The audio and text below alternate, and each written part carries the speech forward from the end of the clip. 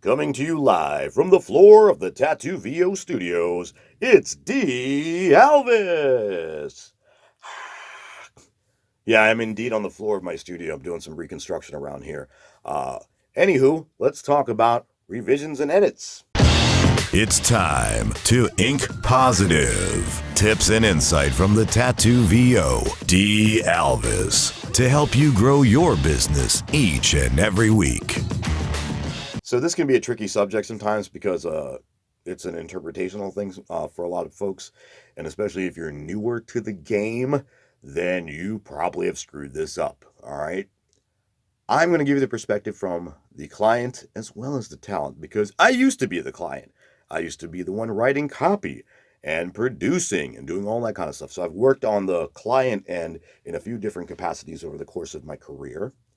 And now, of course, I primarily work on the talent end.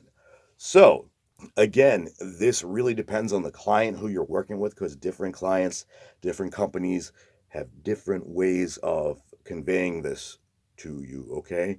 I've worked internationally for quite some time now, and I can tell you right now, there is no set word for each of these things. But make sure ahead of time you communicated whatever you want to call it to be included in the initial fee, or you may have additional fees for any time they need something redone. All right. And I'm not talking about you screwed something up. All right. You mispronounced a city name or a person's name or you skipped a line. That, of course, if you're a voice talent, is your responsibility to fix. That should be going without saying, but I thought I'd include it anyway, just to make sure. Um, Also, a little quick side note, you can always look these things up, guys. All right. If you don't know how to pronounce something, look it up. And if you can't figure it out yourself, then guess what? Just ask your client. They're not going to be upset. All righty. Now that we've established that. So if you screwed something up, of course you need to re-record it free of charge. However, if your client changes the script, which happened to me last week, it's time to be compensated. Now, if you've fallen into the trap of going, yeah, I'll give you unlimited revisions, including the initial fee, you kind of shot yourself in the foot. Because if they wanted to change the script 100 times over, they could.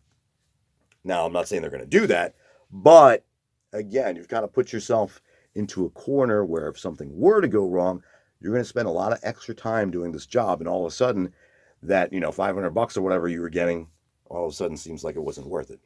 So just be mindful, communicate ahead of time with your clients. Clients communicate this stuff ahead of time with your talents, and we'll all live happily ever after. And again, when in doubt, seek help on the internet. Woo!